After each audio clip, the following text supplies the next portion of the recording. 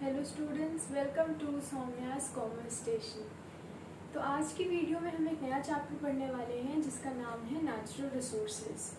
तो natural resources chapter में क्या बताया गया है? अब आप ये सोचोगे कि ये तो कॉमर्स से रिलेटेड चैप्टर है नहीं। हाँ, नहीं है। पहले क्या हुआ था कि कॉमर्स में एनवायरमेंटल वाला जो आपका सब्जेक्ट है उसकी अलग से पढ़ाई होती थी, उसकी अलग बुक थी। लेकिन अब वो एनवायरमेंटल वाले टॉपिक्स इसी बुक में ऐड कर दिए गए हैं। तो ये इसमें हम वही पढ़ेंगे, एनवायरमेंटल का ये चैप्टर है, नेचुरल रिसोर्सेज और आगे फिर डिप्लीशन भी है।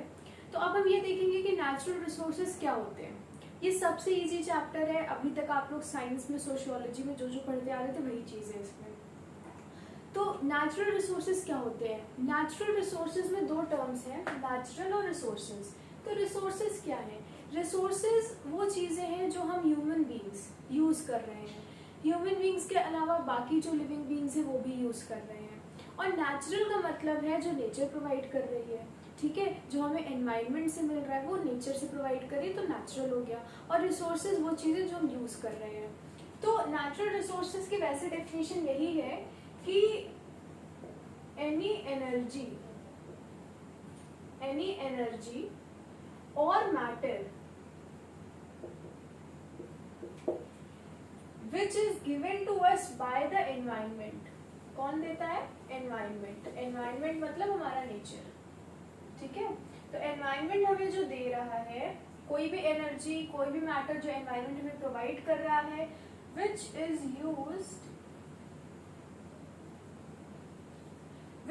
used by living beings। Living beings जिस भी एनर्जी को और मैटर को यूज कर रहे हैं, जो हमें नेचर ने प्रोवाइड करी है, एनवायरनमेंट ने प्रोवाइड करी है, उसको हम बोलते हैं नेचुरल रिसोर्सेज। ठीक है, अब नेचुरल रिसोर्सेज के कई सारे एग्जांपल है आपके। एग्जांपल के लिए आपका सन, ठीक है, वाटर, एयर, सॉइल, ये सब क्या चीज है? ये सारी चीजें हम यूज कर रहे हैं। सन से हमें सनलाइट मिलती है, वाटर यूज कर रहे हैं, एयर में ऑक्सीजन है, उससे हम ब्रीथ कर पा रहे हैं। सॉइल में प्लांट्स ग्रो करते हैं। सो ये जितनी भी चीजें हैं, अगर आप इमेजिन करो ये चीजें नहीं होंगी तो ह्यूमन लाइफ भी एग्जिस्ट नहीं करेगी। ठीक है, तो ये एग्जिस्टेंस के लिए बहुत इंपॉर्टेंट है। यही नेचुरल रिसोर्सेज है। तो अब नेचुरल रिसोर्सेज जैसे आपने देखा कई सारे एग्जाम्पल्स हैं, तो उसको क्लासिफाई कर दिया गया है। नेचुरल रिसोर्सेज को क्लासिफाई कर दिया गया है। अगर आपको याद हो तो आपने जो फर्स्ट चैप्टर आपका था कॉमर्स का, उसमें इंडस्ट्रीज को क्लासिफाई करा गया था और उसमें बोला गया था कि दो बेसिस में हम क्लासिफाई कर रहे हैं, कि दो तरह से क्लासिफाई कर रहे हैं। सेम चीज नेचुरल रिसोर्सेज में है। जो हमारे नेचुरल रिसोर्सेज हैं उनको भी क्लासिफाई करा गया है और उसको भी दो बेस में क्लासिफाई करा गया। दो बेसिस बनाए गए हैं। पहला बेसिस हमारा आता है रिन्यूएबिलिटी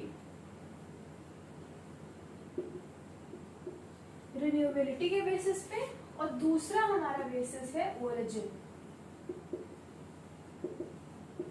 एक एक करके देखते हैं। पहला बेसिस है रिन्यूएबिलिटी, मतलब नेचुरल रिसोर्सेज को उन बेस पे क्लासिफाई करा गया है कि वो कितने रिन्यूएबल है, कितने रिन्यूएबल नहीं है। तो अब आप सोचोगे रिन्यूएबिलिटी क्या है? रिन्यूएबिलिटी का सिंपल मतलब है, इसमें क्या रिन्यूएबल वर्ड आ रहा है, किसी चीज को फिर से न्यू करना। ठीक है, किसी चीज को फिर से बनाना, ये रिन्यूएबिलिटी है। ठीक है, तो अब जैसे कि आप रिन्यूएबिलिटी में आप देखोगे कि उसमें कुछ ऐसे आपके रिसोर्सेज होते हैं जो रिन्यूएबल होते हैं, जिन्हें हम रिन्यू कर सकते हैं। ठीक है, जो नेचर जो है, हमारा जो नेचर है, ये रिसोर्सेज हमें नेचर प्रोवाइड कर रहे हैं। ठीक है, तो हम लोग तो उसे बना नहीं सकते। क्या हम सनलाइट, वाटर बना सकते? नहीं बना सकते। ठीक है, ये नेचर बना के हमें दे रही है। तो नेचर जिन रिसोर्सेज को रिन्यू करती रहती है बार बार, जिनको मतलब फिर से बनाती रहती है, वो रिन्यूएबल आपके रिसोर्सेज होते हैं। और जिन पे नहीं ऐसा होता है वो नॉन रिन्यूएबल होते हैं। ठीक है, अगर रिन्यूएबिलिटी की आप बात करो तो कुछ रिसोर्सेज ऐसे होंगे जिन्हें नेचर रिन्यू करता है, और कुछ रिसोर्सेज ऐसे होते हैं जिन्हें नेचर रिन्यू नहीं करता है। ठीक है, क्यों नहीं करता है? करता है, लेकिन बहुत टाइम लग जाता है। अभी हम इसको आगे देखेंगे तो समझ में आएगा। रिन्यूएबिलिटी के बेसिस पर बताया गया है कि हमारे नेचुरल रिसोर्सेज दो टाइप के हैं। पहला हमारा है रिन्यूएबल और दूसरा हमारा है नॉन रिन्यूएबल।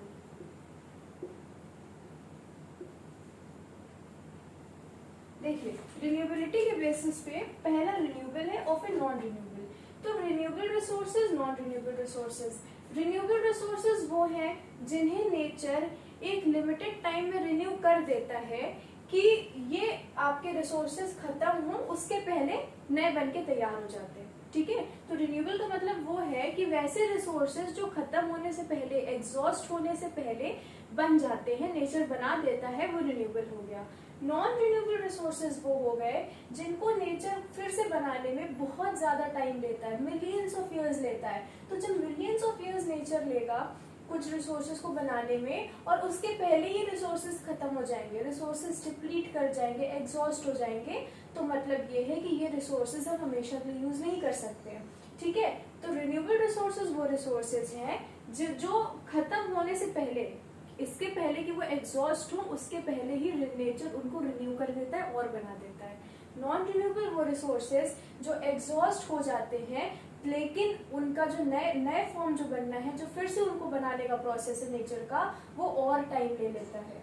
ठीक है, तो रिन्यूएबल रिसोर्सेज में क्या होते हैं? रिन्यूएबल रिसोर्सेज में यही है कि they are those natural resources that are regularly replenished. Nature उन्हें बार बार रिप्लेनिश करता रहता है, एक उसमें जो है उनका रिप्लेनिशमेंट वाला प्रोसेस चलता रहता है। ठीक है, वो एक छोटे छोटे टाइम पीरियड में रिप्लेनिश होते रहते हैं, नेचर उनको फिर से बनाता रहता है। ठीक है, तो through natural processes and these have the potential to last indefinitely. अब क्या होगा, मान लीजिए नेचुरल रिसोर्स आज बनाया गया है, आज कंप्लीट हो गया, उसके बाद हम उसको यूज कर रहे हैं, यूज करते करते इस पर्टिकुलर पॉइंट पे फिर से बन गया, रिन्यू कर दिया नेचर ने प्रोसेस, क्योंकि चल रहा है, प्रोसेस उनका चल रहा है, फिर एग्जॉस्ट होने के पहले बन गया। अब हमारे पास फिर एक अनलिमिटेड अमाउंट आ गई, फिर ये वाला एग्जॉस्ट होता उसके पहले फिर से रिन्यू हो चुका है। तो ऐसे क्या है, हम एग्जॉस्ट नहीं कर पाएंगे और ये रिन्यू होता चला जाएगा। ठीक है, चीज बढ़ती चली जाएगी, क्वांटिटी बढ़ती चली जाएगी और हम उसको एग्जॉस्ट नहीं कर पाएंगे। नॉन रिन्यूएबल में क्या केस है, आज बना, हमने उसको यूज करना शुरू करा, खत्म हो गया।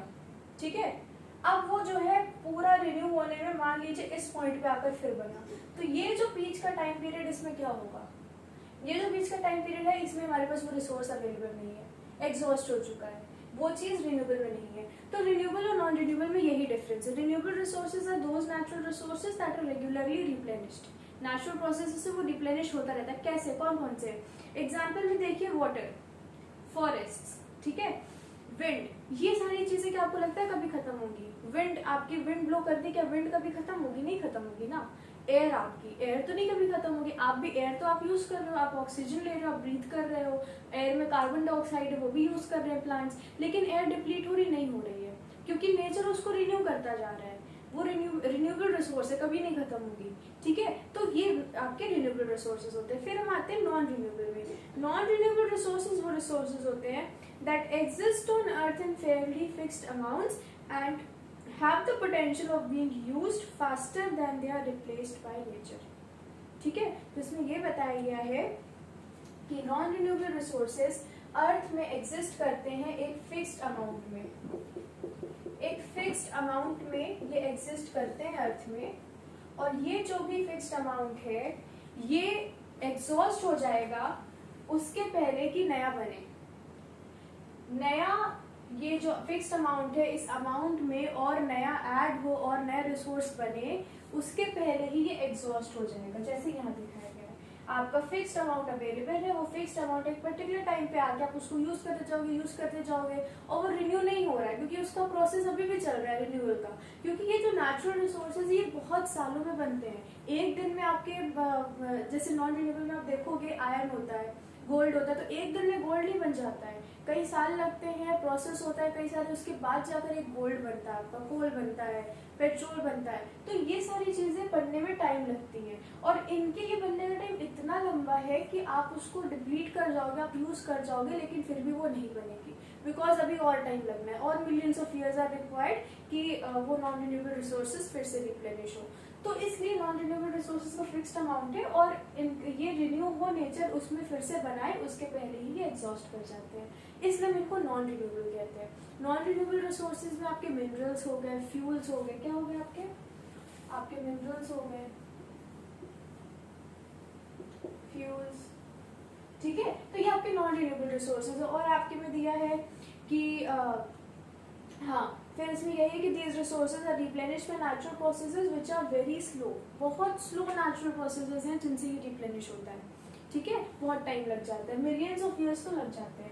तो ये हमारा पहला नेचुरल रिसोर्सेज का क्लासिफिकेशन था रिन्यूएबिलिटी के बेसिस पे, कि या तो नेचुरल रिसोर्सेज रिन्यूएबल होंगे, वो कभी भी एग्जॉस्ट नहीं करेंगे। क्यों नहीं एग्जॉस्ट करेंगे? क्योंकि वो एग्जॉस्ट करे उससे पहले ही नेचर उनको रिप्लेनिश कर देगा।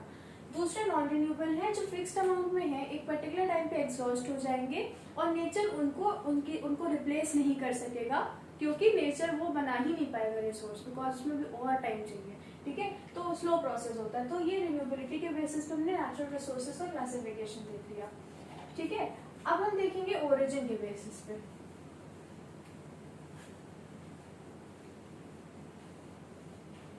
ओरिजिन का क्या मतलब है? ओरिजिन का मतलब है कहाँ से ओरिजिनेट करा ना, ठीक है, कहाँ से स्टार्ट हुआ, कहाँ से ओरिजिनेट करा, किस टाइप की चीज से वो नेचुरल रिसोर्सेज बन के आ रहे हैं। तो ओरिजिन का मतलब है कि यहाँ पर हमने बोला है कि जो नेचुरल रिसोर्सेज हमारे पास है वो या तो बायोटिक होंगे या अबायोटिक होंगे, ठीक है। तो आपका ये जो क्या कहते हैं ओरिजिन के बेसिस में वो बायोटिक है या अबायोटिक है। तो बायोटिक एंड अबायोटिक क्या होता है? बायोटिक अबायोटिक, बायोटिक में आ रहा है आपका बायो, एंड बायो मतलब आपका लिविंग बीइंग से रिलेटेड है। तो बायोटिक का मतलब ये है कि ये लिविंग है, और अबायोटिक मीन्स नॉन लिविंग। इसका क्या मतलब है? अब देखिए रिसोर्सेज क्या होते हैं, जो भी चीजें हमारे नीड के हों, लिविंग बीइंग्स जिसका यूज करते हो, जो नेचर ने प्रोवाइड करे, वो नेचुरल रिसोर्सेज है। नेचर बहुत सारे टाइप के रिसोर्सेज प्रोवाइड करता है, ठीक है, इसलिए उनको इस दो बेसिस पे क्लासिफाई करा गया है। बायोटिक मतलब लिविंग नेचुरल रिसोर्सेज का मतलब है जैसे कि आपके फॉरेस्ट में क्या होते हैं? फॉरेस्ट में ट्रीज होते हैं, ट्रीज लिविंग होते हैं, ठीक है, प्लांट्स आपके लिविंग माने जाते हैं वो, ठीक है, लिविंग बीइंग्स है, जैसे हम ह्यूमन बीइंग्स हैं उसी तरीके से। तो फॉरेस्ट जो है, फॉरेस्ट आपका नेचुरल रिसोर्स है। क्यों नेचुरल रिसोर्स है? क्योंकि फॉरेस्ट का आप यूज करते हो, फॉरेस्ट के बहुत ज्यादा यूजेस है, ठीक है, आप फॉरेस्ट से फायरवुड वुड लाते हो ट्रीज से, फिर फॉरेस्ट में कई मेडिसिनल क्वालिटीज होती है कई ट्रीज में, ठीक है, तो फॉरेस्ट का बहुत यूज है। तो फॉरेस्ट भी नेचुरल रिसोर्स है, तो इसको बायोटिक में क्लासिफाई करा गया क्योंकि लिविंग रिसोर्स है, ठीक है, ट्रीज और प्लांट्स हैं और इसलिए उन्हें लिविंग बोला जाता है, तो ये लिविंग रिसोर्सेज है। अबायोटिक जो होते हैं, अबायोटिक वैसे रिसोर्सेज है जो नॉन लिविंग है, ठीक है, नॉन लिविंग में आपका वाटर आ गया, और क्या है आपके में? लैंड, मिनरल्स, ये क्या चीजें हैं? लैंड, वाटर, मिनरल्स, ये आपके नॉन लिविंग है। क्या आपने कभी सुना है कि land is a living thing?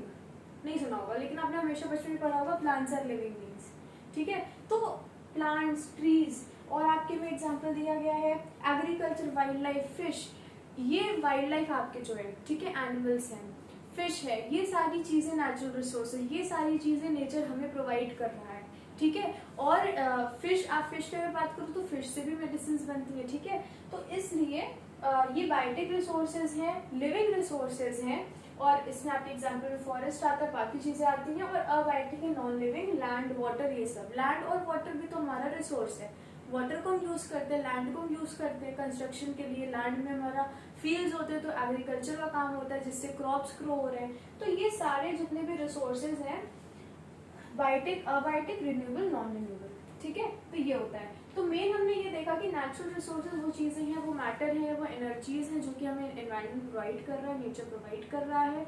Natural resources को क्लासिफाई करा गया दो बेसिस पे, रिन्यूएबिलिटी के बेसिस पे और ओरिजिन के बेसिस पे। ओरिजिन के बेसिस में हमने बायोटिक, अबायोटिक देखा, या तो लिविंग रिसोर्सेज होंगे, non living. Living non living कैसे? अगर आपका प्लांट्स, ट्रीज, एनिमल्स इन्वॉल्व है तो वो लिविंग हो गए, लैंड, वाटर और ये सब इन्वॉल्व है तो अबायोटिक मतलब नॉन लिविंग हो गए।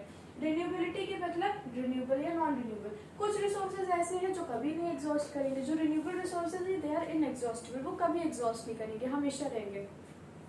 नॉन रिन्यूएबल रिसोर्सेज एक पर्टिकुलर टाइम पे आकर एग्जॉस्ट कर जाएंगे, क्योंकि नेचर जो है वो उसको रिप्लेनिश करने में और टाइम लगा देगा, तो वो स्लो प्रोसेस है उनके बनने का। तो याद देखो कि जितने भी नेचुरल रिसोर्सेज हैं वो सब हर किसी न किसी चीज में से डिफर कर रहे हैं। रिन्यूएबल वाले जल्दी रिप्लेनिश हो जा रहे हैं, नॉन रिन्यूएबल जल्दी रिप्लेनिश नहीं हो पाते, उनको बनने में मिलियंस ऑफ ईयर्स लग रहे हैं, ठीक है। और रिन्यूएबल जो है वो बहुत जल्दी बन जाते हैं, एग्जॉस्ट कर जाए इसके पहले बन जाएंगे।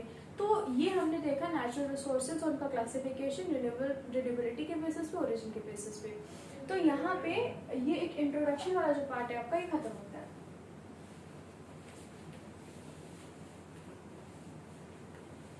अब हम देखेंगे कई टाइप के नेचुरल रिसोर्सेज हम पढ़ेंगे इसमें, उनके इम्पोर्टेंस और डेफिनेशन और कॉम्पोजिशन क्या क्या भी आगे सब समझ में आ जाएगा। जो पहला हम देखेंगे वो है एयर।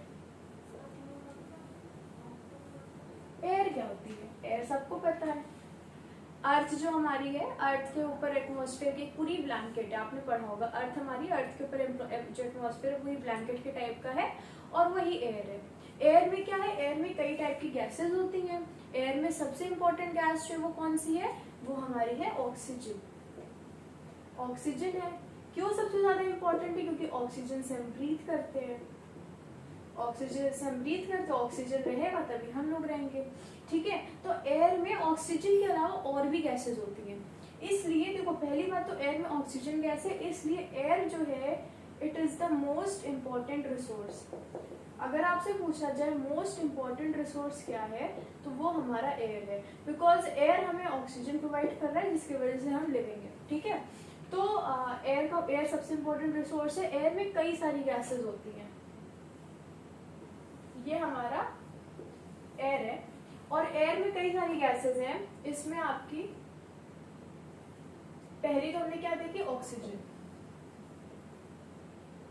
उसके बाद मैक्सिमम एयर में नाइट्रोजन होती है। ये आपको नहीं पता होगा, अगर नहीं पता होगा आपको तो कुछ लोगों के लिए नई बात होगी कि वैसे तो एयर में ऑक्सीजन होती है। अगर बहुत लोग ये सोचते हैं कि ऑक्सीजन ज्यादा होती है, पर नहीं, ऑक्सीजन का कम परसेंटेज है। नाइट्रोजन गैस सबसे ज्यादा होती है एयर में, और उसके बाद ये तो बहुत बड़ा है, और ये बहुत थोड़ा सा लगभग 1% अदर गैसेस होती है।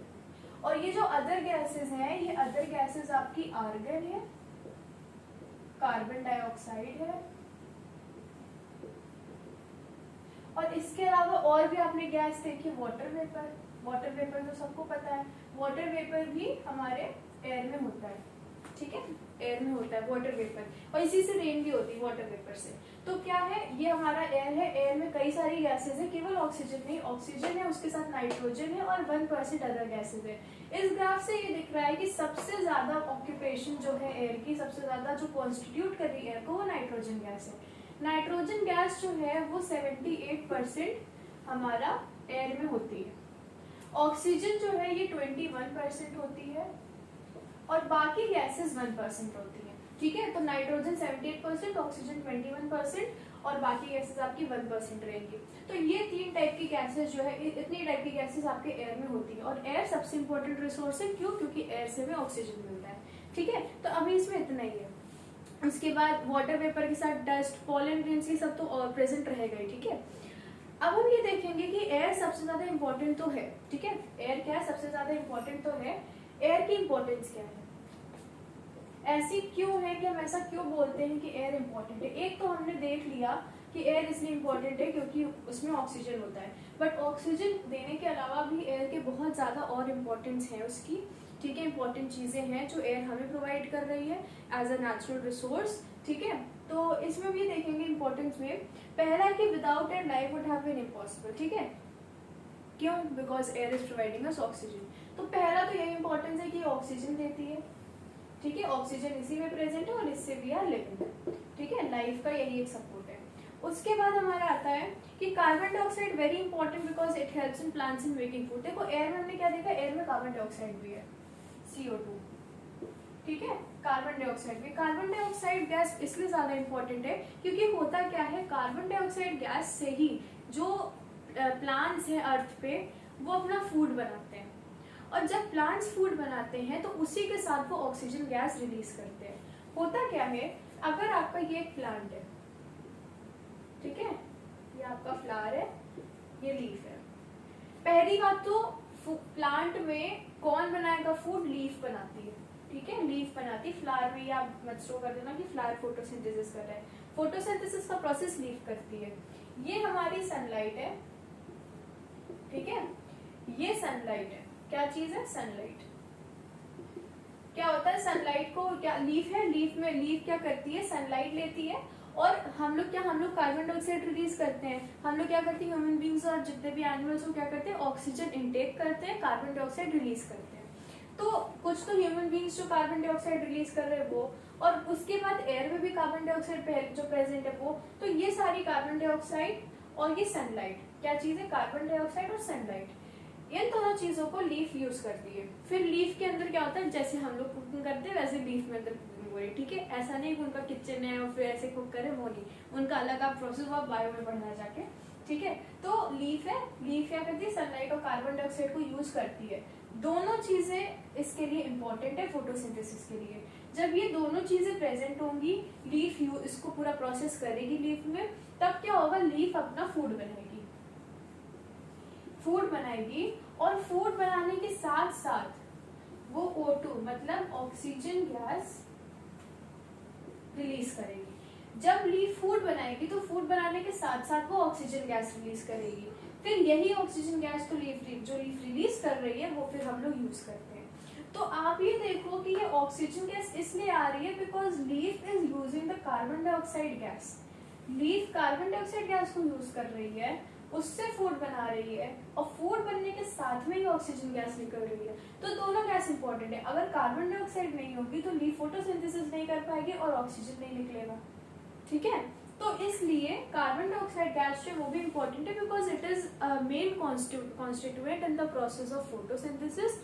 फोटोसिंथेसिस में लीफ जो है, प्लांट जो है वो अपना फूड बनाता है, फूड के साथ ऑक्सीजन रिलीज करता है, ठीक है। ये तीसरा इंपॉर्टेंस। अब कार्बन क्यों, इसलिए क्यों बोला जा रहा है इंपॉर्टेंस ऑफ एयर, क्योंकि कार्बन डाइऑक्साइड आपकी एयर में तो प्रेजेंट है। आप देखो यहाँ पर कार्बन डाइऑक्साइड भी प्रेजेंट होती है, ठीक है। उसके बाद ये है air around us protects us from harmful sun rays. देखो अर्थ के ऊपर ना एयर की पूरी ब्लैंकेट बनी हुई है। जैसे हमारी ये अर्थ है तो इसको पहले रख कर दिया जाता है,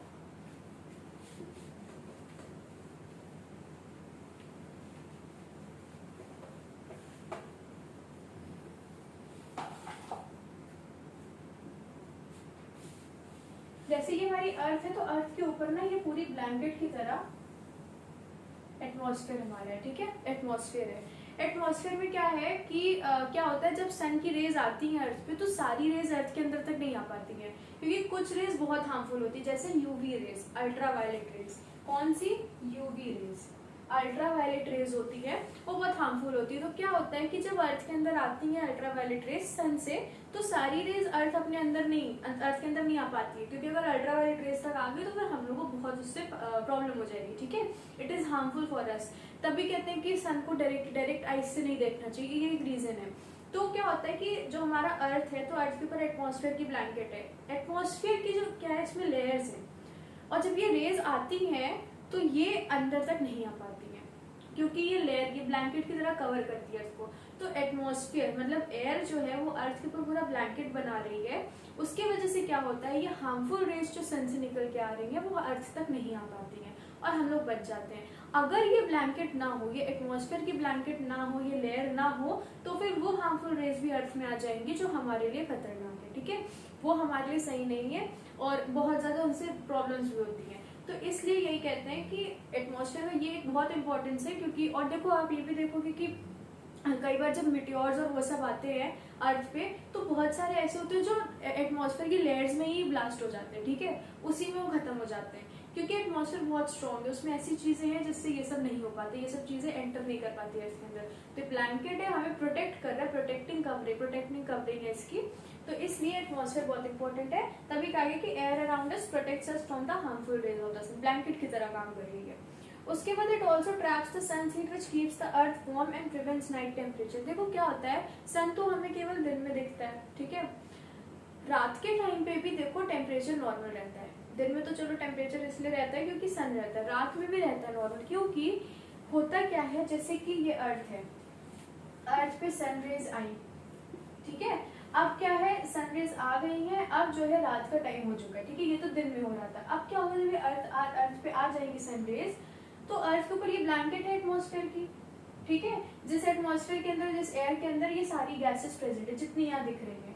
जो कार्बन डाइऑक्साइड गैस है, ये गैस क्या करती है, इसका एक फंक्शन है, ये हीट को ट्रैप कर लेती है, हीट को ट्रैप कर लेती है, हीट को ट्रैप कर लेती है, उसको बाहर नहीं जाने देती है। तो सनरेज आती तो है, लेकिन बहुत ज्यादा हीट जो है ये इन लेयर्स में जो CO2 प्रेजेंट है, हमारे CO2 के मॉलिक्यूल्स हैं, वो जो है ट्रैप करके रहते हैं, ट्रैप कर लेते हैं अपने पास वो हीट।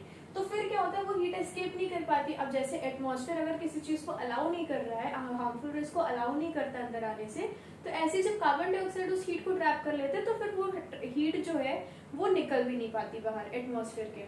तो उससे क्या होता है कि ये पूरा जो एटमॉस्फेयर है उसमें ट्रैप कर ली जाती है, और रात के टाइम पे वो हीट जो है उससे हमारी अर्थ का टेम्परेचर नॉर्मल रहता है, बहुत ज्यादा नहीं रहता। अदरवाइज अर्थ का टेम्परेचर फ्रीजिंग पॉइंट के नीचे जा सकता है, चला ही जाएगा, ठीक है, अगर ये हीट ट्रैप ना हो। तो ये क्यों ट्रैप हो रही है? Because of carbon dioxide. और कार्बन डाइऑक्साइड क्यों है? Because of air.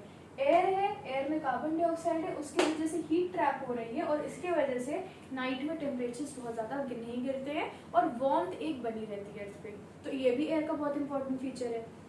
उसके बाद है कि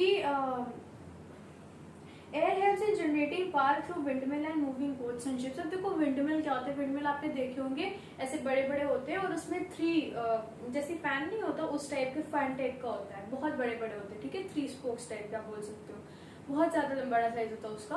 तो क्या होता है, जब विंड ब्लो करती है, जब विंड ब्लो करती है तो वो जैसे आपके फैन मूव करता है, ऐसे ही वो ऐसे मूव करने लगते हैं विंडमिल। तो जब वो विंडमिल ऐसे टर्न करते हैं तो उनकी टर्निंग से, रोटेशन से क्या होता है, एनर्जी बनती है, जिससे कि फिर आगे प्रोसेस होता है और हमें एनर्जी मिलती है, वो बहुत यूजफुल होती है। तो ये जो रोटेशन हो रहा है उन व्हील्स का, उन विंडमिल्स का, वो इसीलिए हो रहा है बिकॉज ऑफ विंड एनर्जी। जब विंड ब्लो करते हैं, देखो यहाँ पे हम लोग क्या कर रहे हैं, नेचुरल रिसोर्स को यूज कर रहे हैं। विंड हमारी नेचुरल रिसोर्स है, विंड जब बहुत तेज से ब्लो करेगी तो उसमें एनर्जी रहेगी, फोर्स रहेगा, उससे क्या होता है विंडमिल के वो उस जो ब्लेड्स हैं, ब्लेड्स बोला आप उसको, ब्लेड्स जो है विंडमिल के, उनको वो रोटेट कर देती है हवा से, और जब वो रोटेट होना शुरू हो जाता है तो वो रोटेशन शुरू हो जाता है, उससे फिर आगे आप एनर्जी बनती है। तो इसलिए एयर इंपॉर्टेंट है। अगर एयर नहीं होती, विंड नहीं होती, तो फिर वो मूव नहीं करता और हम इस एनर्जी को यूटिलाइज नहीं कर पाते। तो विंडमिल और बोट्स की बात करो तो बोट्स भी विंड के उससे फ्लो से चलती है, ठीक है। तो ये विंड क्या है, wind is air in motion, ये आपको पता होना चाहिए। जब एयर मोशन में होती है, एयर इज इन मोशन, जब एयर मोशन में होती है, मोशन मतलब क्या हुआ, मोशन मतलब मूवमेंट में होती है, तब उसको हम विंड बोलते हैं। तो air in motion is called wind. तो ये आपका एक और इम्पोर्टेंस था। तो एयर का भी देखो, एयर का इम्पोर्टेंस ऑक्सीजन के अलावा और भी बहुत सारे हैं, ठीक है, ऑक्सीजन के अलावा भी एयर के बहुत इंपॉर्टेंट है। उसके बाद है रेनिंग, रेन जो होती है वो भी एयर की वजह से होती है। उसके बाद आपका है it helps us to hear sound waves. देखो ये आपको पता होगा, नहीं भी पता होगा तो भी कोई नहीं, साउंड वेव्स जो होती है, जब हम बोलते तो हमारे जो साउंड वेव्स है वो ट्रैवल करने के लिए ना उनको मीडियम की जरूरत होती है। तो अगर एयर होगी तभी आपकी साउंड ट्रैवल कर पाएगी, अगर एयर नहीं प्रेजेंट है तो साउंड नहीं ट्रैवल कर पाएगी, ठीक है, उसको चाहिए। आप एक तरीके से बोल सकते हो कि एयर जो है ना वो साउंड के लिए एक ट्रांसपोर्ट सिस्टम है, साइकिल है, ठीक है।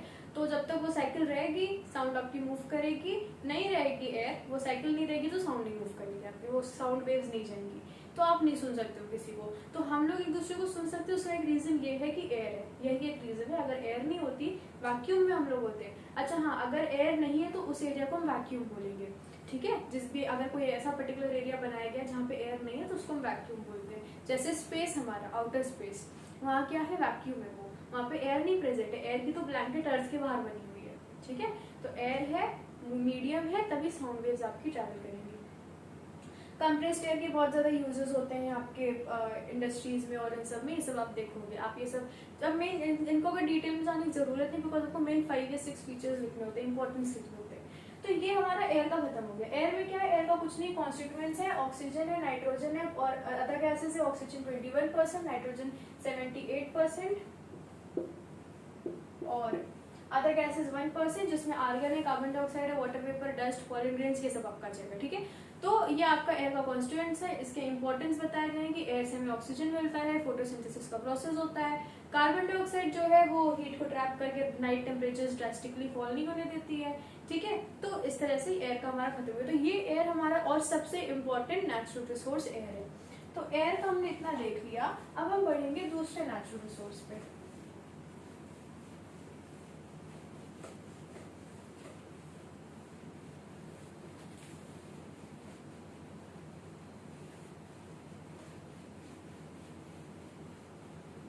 जो हमारा दूसरा नेचुरल रिसोर्स है वो है वाटर। क्या है? वाटर। अब एयर के बाद इंपॉर्टेंट वाटर आ रहा है, ठीक है। वाटर के क्या नहीं यूज है? वाटर के बहुत ज्यादा यूज है, ठीक है। आप ड्रिंकिंग करो, बेथिंग करो, क्लीनिंग करो। उसके बाद इंडस्ट्रीज में जाओ तो इंडस्ट्रीज में बहुत ज्यादा यूज है। एग्रीकल्चर में जाओ तो फील्ड्स में देखो इरिगेशन के काम आता है, बहुत ज्यादा यूजेस है। तो वाटर क्या है? हमारी जो अर्थ है, अर्थ में अगर आप बात करो 3 पार्ट्स अगर करो, अगर अर्थ के आप 3 पार्ट्स करोगे, ठीक है, उसमें क्या है, अर्थ में पहली बात तो 71% वाटर है। कितना? 71% वाटर है। आप 3 पार्ट्स मत करो, रहने दो। अर्थ में 71% वाटर है। अगर ये लैंड है तो ये पूरा आपका वाटर है। लेकिन ये वाटर आपके में प्रेजेंट है, इतना कितना है? इतने में केवल वाटर है, ये लैंड है। ये जितना वाटर प्रेजेंट है जो पूरे अर्थ का 71% बना रहा है, इसमें से 97% वाटर पता है कैसा है? सॉल्टी है। सी वाटर सॉल्टी है। एंड सॉल्टी वाटर को कोई भी यूज नहीं कर सकता, उसको पहली बार तो ड्रिंक भी नहीं कर सकते आप, ठीक है, उसके कोई यूजेस नहीं है। तो सॉल्टी वाटर यूजेबल नहीं होता है हम लोगों के लिए। 3% वाटर जो बच रहा है, केवल 3% वाटर ही फ्रेश वाटर है। क्या है? फ्रेश वाटर है। और ये फ्रेश वाटर ही केवल यूजेबल होता है, ये फ्रेश वाटर ही केवल यूजेबल होता है फॉर लिविंग बींग्स, ठीक है। तो ये बात आपको पता होना चाहिए। पूरे अर्थ में अगर आप अर्थ की बात करो तो अर्थ के 71% एरिया वाटर से कवर है, लेकिन वो जो वाटर से कवर है उसमें 71% वाटर सॉल्टी है, केवल 3% वाटर फ्रेश वाटर है। फ्रेश वाटर ही केवल अब यूजेबल होता है, और वो जो सॉल्टी वाटर 97% प्रेजेंट है वो हमारे लिए यूजफुल नहीं है। जो यूजफुल वाटर है वो केवल 3% हमारे पास है। और ये जो यूजफुल वाटर है ये कहाँ कहाँ पे हमें मिलेगा? आप अगर बात करो तो ग्लेशियर्स, रिवर्स, स्ट्रीम्स, लेक्स, इन्हीं जगह पे ग्लेशियर्स, रिवर्स, स्ट्रीम्स, लेक, इन्हीं में वो फ्रेश वाटर है जो कि केवल 3% हमारी अर्थ पे है, और केवल यही हमारे लिए यूजफुल होता है। बाकी 97% वाटर सॉल्टी है और हमारे लिए बिल्कुल यूजफुल नहीं है। तो ये वाटर के बारे में, हमारे अर्थ में वाटर क्या है उसके बारे में था। 71% वाटर है, 97% सॉल्टी है, 3% फ्रेश वाटर है जो कि हम यूज कर सकते हैं, ठीक है। अब क्या है, वाटर के ना यूजेस क्या क्या है? तो आप एक ये चीज याद कर लो कि वाटर के जो यूजेस हैं उनके लिए एक्रोनिम है DID। एक सेकेंड, DII, ठीक है। DII क्या होता है? डी बोलते हैं ना, तो DII। डी से होता है डोमेस्टिक, आई से 2 आई है, इसमें एक आई है आपका इरिगेशन, और एक आया है आपका इंडस्ट्रियल। डोमेस्टिक यूज होता है, इरिगेशन में यूज होता है, और इंडस्ट्रियल यूज होता है। वाटर का यूज इन 3 वेज में होता है, ठीक है। इंपॉर्टेंस क्या है इन जगहों में? तो पहला तो ये कि वाटर देखो बहुत इंपॉर्टेंट तो है ही हम लोगों के लिए, ठीक है, बहुत ज्यादा यूज होते हैं। अगर हम डोमेस्टिक यूज की बात करें तो डोमेस्टिक यूज का मतलब होता है घर में जो हम लोग नॉर्मल यूज कर रहे हैं। तो क्या क्या यूज है डोमेस्टिक में? बहुत ज्यादा यूजेस है। अगर आप बात करो तो बेदिंग पर्पसेस के लिए, ड्रिंकिंग पर्पसेस के लिए, ठीक है, और क्लीनिंग पर्पसेस के लिए, इन सब के लिए क्या होता है? यूज होता है वाटर। डोमेस्टिक पर्पस, बेदिंग हो गया, क्लीनिंग हो गया, ठीक है, कुकिंग हो गया, इन सब में वाटर यूज होता है। तो ये डोमेस्टिक पर्पस हो गए वाटर के, ठीक है। फिर इसमें है कि आपका इसके बाद क्या होता है कि it is a major constituent of human body, ठीक है। अब ये तो आपको पता होगा कि हमारे ह्यूमन बॉडी का भी मेजर कॉन्स्टिट्यूएंट वाटर है, ठीक है। मैक्सिमम कॉन्स्टिट्यूएंट हमारा वाटर करता है, ठीक है। फिर ये डोमेस्टिक यूज हमारा हो गया, घर के जो यूज होते हैं। उसके बाद हम आते हैं इरिगेशन पे। तो डोमेस्टिक यूज में कुछ नहीं है, घर में जैसे जैसे वाटर यूज होता है वही है आपका। इरिगेशन क्या होता है ना कि जो आपका एग्रीकल्चर है, एग्रीकल्चर क्या हुआ? एग्रीकल्चर फील्ड्स में फार्मर्स काम कर रहे हैं, क्रॉप्स ग्रो हो रहे हैं, तो क्रॉप्स में वाटर की जरूरत होती है, ठीक है। क्रॉप्स को ग्रो करने के लिए वाटर की जरूरत है, तो वाटर का वहां पर जो यूज हो रहा है क्रॉप्स में ग्रो करने के लिए उनको इरिगेशन कहेंगे, उस चीज को इरिगेशन बोलते हैं, ठीक है, इरिगेशन ऑफ क्रॉप्स जो है। तो एग्रीकल्चर में इरिगेशनल पर्पसेस के लिए भी वाटर यूज होता है, ठीक है। तो इसमें यही है कि irrigation is the major consumer of water. अभी आपको पता होना चाहिए कि अगर आप बात करो वाटर के जो यूज हो रहे हैं, डोमेस्टिक यूज, इरिगेशन में और इंडस्ट्रियल में जो यूज हो रहा है, तो मेजर यूज कहाँ हो रहा है, इरिगेशन में। वाटर का मेन यूज, मेजर यूज, ज्यादा मतलब मैक्सिमम अगर आप बात करो तो मैक्सिमम यूज वाटर का इरिगेशन में होता है, एग्रीकल्चर कामों के लिए होता है, डोमेस्टिक और इंडस्ट्रियल में उससे कम होता है, ठीक है। तो अगर आप ये पूछो कि मेजर यूज किस में हो रहा है वाटर का, जो हमारे पास है अवेलेबल, इरिगेशन में, ठीक है, इरिगेशन में, एग्रीकल्चर में, क्रॉप्स ग्रो करने के लिए। तो डोमेस्टिक इरिगेशन। अब इंडस्ट्रियल यूज पे आते हैं। इंडस्ट्रियल यूज में बोला गया है कि कई सारे, देखो इंडस्ट्री में क्या होता है, इंडस्ट्री में बहुत ज्यादा काम होता है, उसमें केमिकल्स भी इन्वॉल्व होते हैं, तो केमिकल्स के लिए सॉल्वेंट का काम करता है। अगर आपको नहीं पता कि सॉल्वेंट क्या है, तो बहुत सिंपल सा एग्जांपल है, आपने क्या करा ना, आपने बनाया लेमिनेट, आपने लेमिनेट बनाया, चलो लेमिनेट छोड़ो, लेमिनेट में तो थोड़ा और भी चीजें, इंग्रेडिएंट्स नहीं याद हो जाते, पता नहीं क्या क्या आजकल तो डालने लगे सब लोग लेमिनेट में, तो लेमिनेट नहीं, हम लोग बनाते हैं ऐसी शुगर वाटर, ठीक है, शुगर और उसके साथ वाटर। अगर हम ये करेंगे तो क्या करेंगे, हम एक ग्लास लेंगे, ग्लास में हमने डाला, शुगर डाल दी, ठीक है, शुगर डाल दी, पानी डाल दिया, क्या इसमें वाटर है और इसमें शुगर है, और ये क्या है हमारा पूरा, ये हमारा पूरा शुगर वाटर है, शुगरी वाटर या जो भी आप बोलो, या शुगर सिरप बोलते हैं, ठीक है, शुगर सिरप हो गया आपका। अब इस जो आपका है, तो जो शुगर वाटर है, शुगर सिरप है, जो भी उसको बोलना चाहो, इसको हम बोलते हैं सोल्यूशन।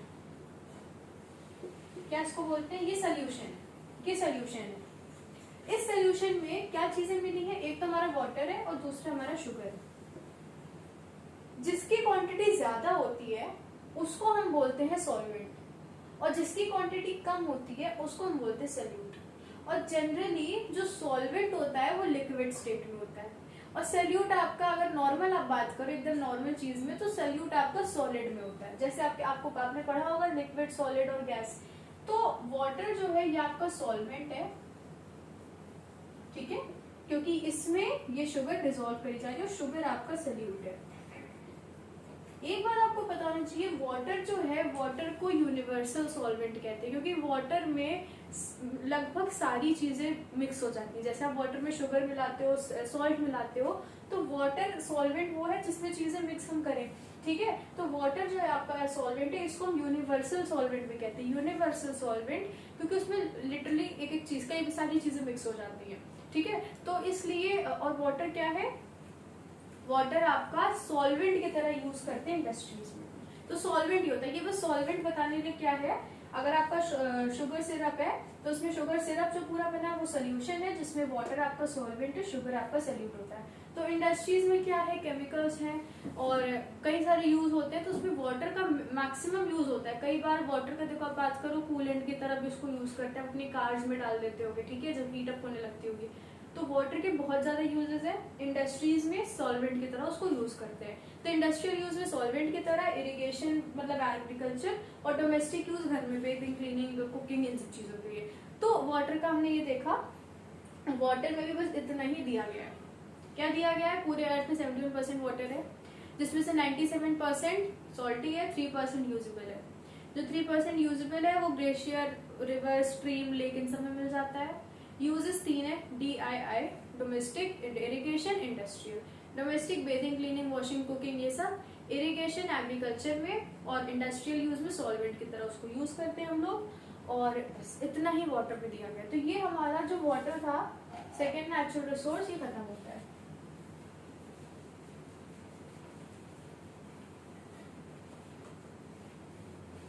अब वाटर के बाद हम एक और नेचुरल रिसोर्स पे बढ़ेंगे, जो कि है आपका सॉइल। सॉइल जो है ये भी बहुत इंपॉर्टेंट है। मोस्ट इंपॉर्टेंट तो आपको पता होना चाहिए, मोस्ट इंपॉर्टेंट एयर है, ठीक है, फिर उसके बाद वाटर, फिर सॉइल। सॉइल क्या होती है, सॉइल आपकी होती है upper most layer of earth. Earth जो हमारी है, अर्थ की जो सबसे अपर मोस्ट लेयर है वो सॉइल है। सबको पता सॉइल दिखती कैसी, सबने देखी होगी सॉइल, ठीक है। तो अर्थ की जो अपर मोस्ट लेयर है वो सॉइल होती है। अर्थ में क्या आपने अगर पढ़ा होगा तो अर्थ में क्रस्ट होता है, मैंटल होता है, कोर होता है, ठीक है। तो क्रस्ट जो है ना, अर्थ का जो सबसे ऊपर का पार्ट है, अगर आप ये बात करो तो अर्थ का जो ये सबसे ऊपर वाला पार्ट है इसको हम क्रस्ट बोलते हैं, ठीक है। क्रस्ट बोलते हैं, CRUST, क्रस्ट। तो क्रस्ट पे क्या है, क्रस्ट पे ही सॉइल होती है जिसमें हम प्लांट्स ग्रो करते हैं और वेजिटेबल्स ग्रो करते हैं, ठीक है। तो सॉइल क्या है, जो अर्थ की सबसे ऊपर वाली लेयर है, क्रस्ट है जिसको हम क्रस्ट बोलते हैं, उसी पर सॉइल होती है, ठीक है। तो soil is the uppermost layer of the earth surface. Soil क्या है, सॉइल जो वर्ड आपका आया है ये एक लैटिन वर्ड से आया है। लैटिन वर्ड है आपका सोलम,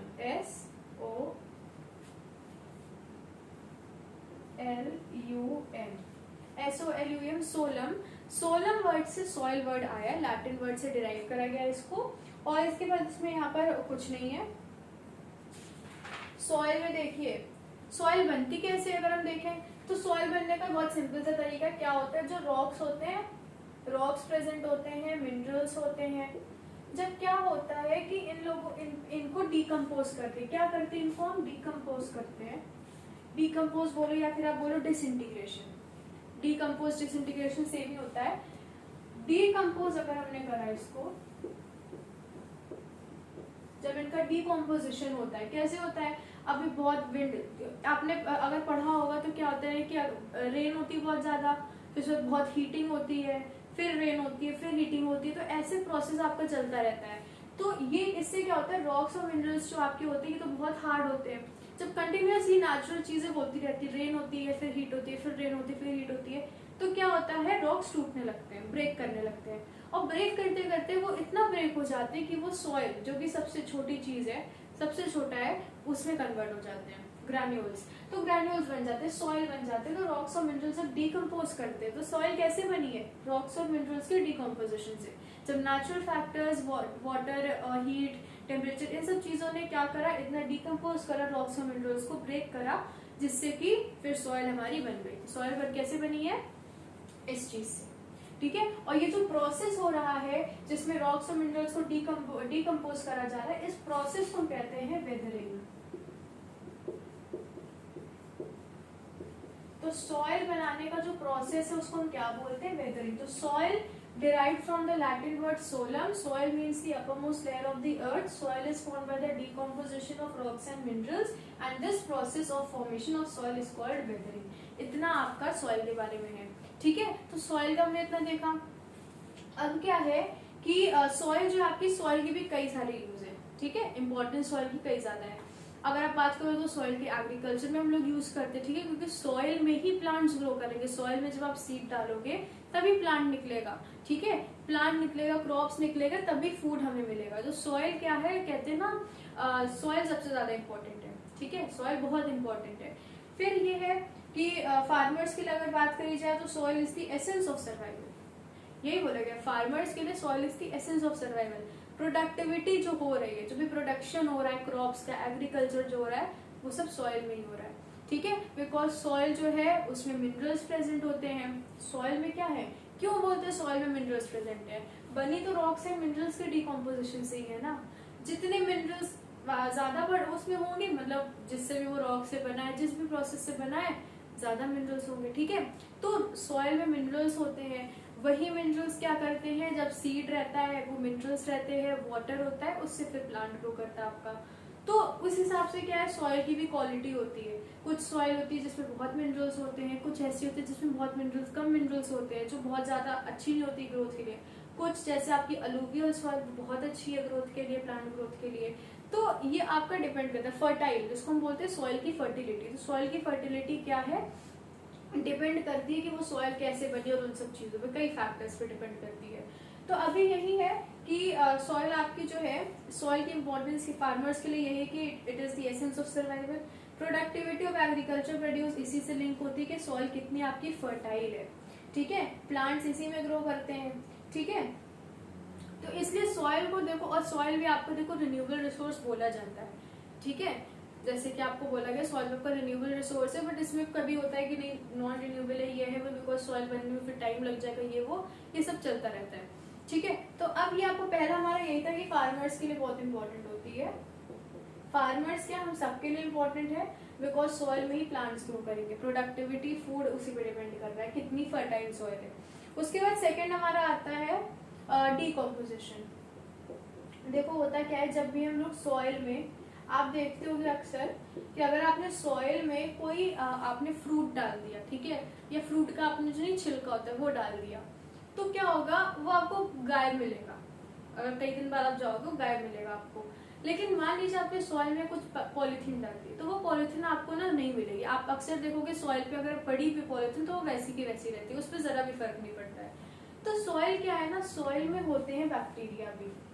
अब सॉइल है, मिनरल्स है, रॉक से बनी है, तो अब ये जो मान लीजिए आपकी सॉइल है, ठीक है, ये सॉइल है, इस सॉइल में कई टाइप के बैक्टीरिया, कई टाइप के फंगस, प्रोटोजोआ, ये सारी चीजें प्रेजेंट होती हैं।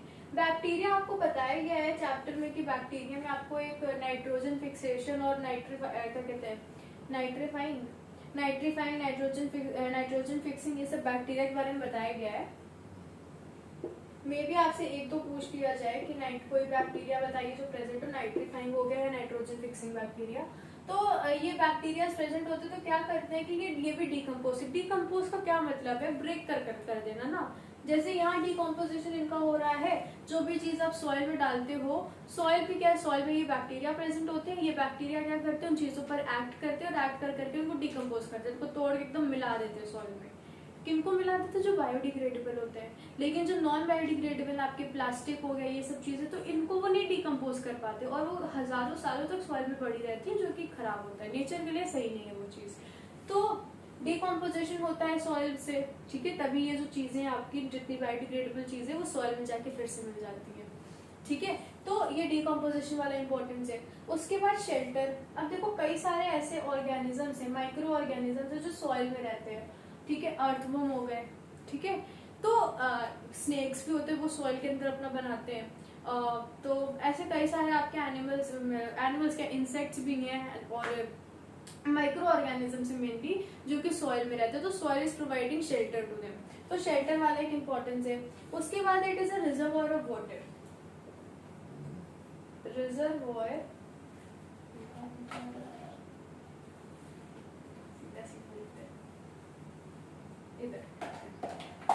It is also a reservoir of water. Reservoir of water का क्या मतलब है, रिजर्वॉयर क्या होता है, रिजर्वॉयर मतलब नहीं जैसे कुछ स्टोर कुछ करे, स्टोर करने के बना दिया गया है, ठीक है। तो स्टोरेज के लिए अगर कुछ बनाया गया है तो कहते हैं कि वो रिजर्वॉयर टाइप का है। अब कह रहे हैं कि सॉइल जो आपकी है it is a reservoir of water, मतलब सॉइल आपकी वाटर स्टोर कर रही है। तो ऐसा क्यों कह रहे हैं, रिजर्वॉयर तो आपकी लेक हो गई, ये सब चीजें हो गई। तो इसमें ये बोला गया कि एक आपने स्पॉन्ज देखा है, स्पॉन्ज जो होता है उसमें क्या होता है, स्पॉन्ज में अगर आप उसको गीला करो तो पानी उसके अंदर स्टोर हो जाता है। तो सेम उसी तरह जो सॉइल है, सॉइल के पार्टिकल्स है वो भी स्पॉन्ज की तरह होते हैं और वो क्या करते हैं, वो वाटर को रिटेन कर लेते हैं अपने अंदर। जब वाटर उनके अंदर रिटेन हो जाता है फिर वो उस वाटर को, जब सॉइल में वाटर रहता है तो जब प्लांट्स उसमें ग्रो करते हैं, सीड्स उसमें हम डालते हैं तो सीड्स उन वाटर को यूज करते हैं और फिर प्लांट ग्रो कर जाता है। तो स्पॉन्ज की तरह सॉइल होती है, वाटर रिटेन करती है और उससे फिर प्लांट्स ग्रो होते हैं। तो इसलिए बोला गया कि it is a reservoir of water, ठीक है। तो इसमें यही है कि due to its porosity and water holding capacity, क्या इसको बोलेंगे, क्यों रिजर्वॉयर है, क्योंकि सॉइल हमारी पोरस होती है, मतलब पोरोसिटी और वाटर होल्डिंग कैपेसिटी,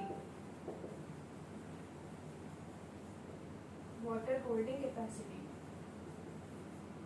इसकी वजह से सॉइल जो आपकी है स्पॉन्ज की तरह होती है, वाटर रिटेन कर लेती है, ठीक है। अब इसके बाद ये बताया गया कि सॉइल जो आपकी होती है ना, इसकी लेयर्स जो है, सॉइल की लेयर्स पर हम लोग बात करते हैं।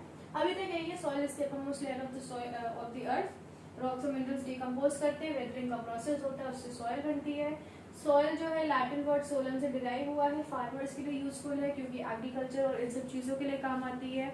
उसके बाद डिकम्पोजिशन होता है क्योंकि इसमें बैक्टीरिया प्रेजेंट होते हैं, nitrifying bacteria, nitrogen fixing bacteria, fungus होता है, प्रोटोजोआ होता है। उसके बाद शेल्टर प्रोवाइड करती है माइक्रो ऑर्गेनिजम्स को, स्पॉन्ज की तरह होती है, वाटर होल्डिंग कैपेसिटी होती है, उसकी वजह से it is a reservoir of water.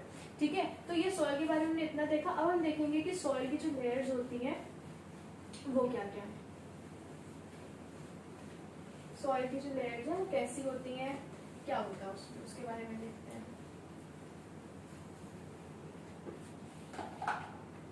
Soil की जो लेयर्स होती हैं, देखो आपकी ये सॉइल है,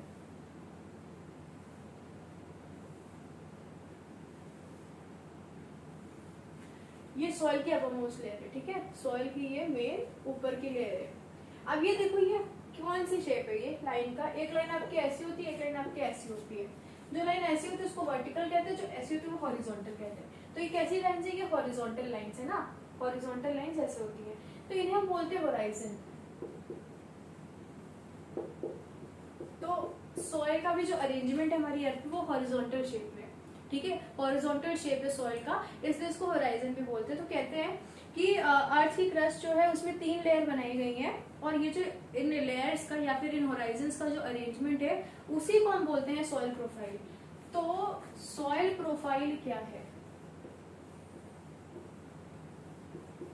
सॉइल प्रोफाइल क्या है, soil profile is the arrangement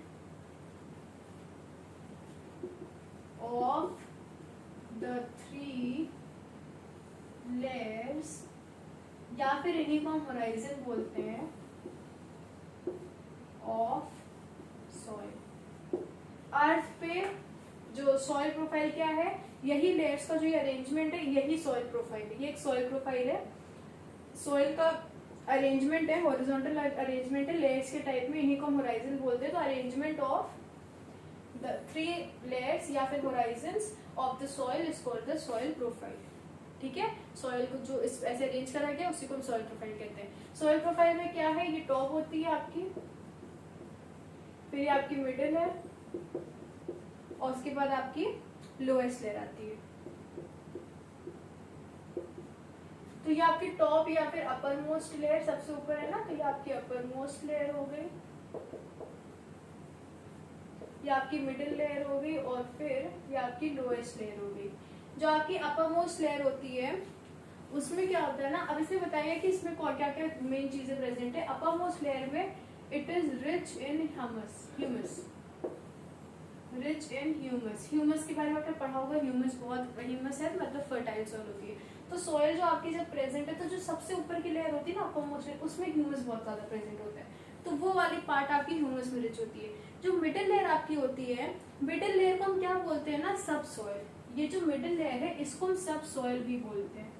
क्या बोलते हैं, तो अगर आपसे पूछा जाए कि सब सॉइल क्या है, तो middle layer of the soil. ठीक है, सॉइल प्रोफाइल में जो मिडिल लेयर है वो सब सॉइल होती है। सब सॉइल में क्या है, आपका सॉल्युबल चीजें और आयरन हो गया, उन टाइप के आपको मिनरल्स मिल जाएंगे। ह्यूमस किस में मिलेगा, अपर मोस्ट में, टॉप मोस्ट लेयर पे ह्यूमस मिलेगा। मिडिल लेयर या फिर सब सॉइल में आपको सॉल्युबल चीजें मिलेंगी, या फिर सॉल्युबल मिनरल्स या फिर आयरन मिलेगा।